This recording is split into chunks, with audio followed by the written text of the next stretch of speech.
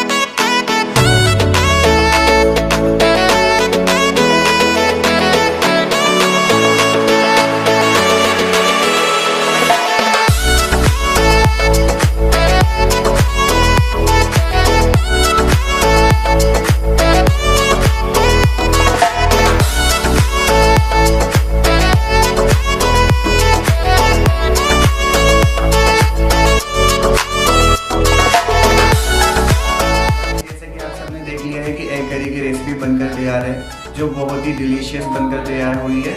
इस रेसिपी को एक बार घर पर ज़रूर ट्राई करना और आपको ये वीडियो कैसी लगी कमेंट करके ज़रूर बताना। और वीडियो अच्छी लगे तो वीडियो को लाइक और चैनल को सब्सक्राइब करना और साथ ही बेल आइकन को भी प्रेस कर देना ताकि आने वाली वीडियो की अपडेट आपको सबसे पहले मिले। Thank you.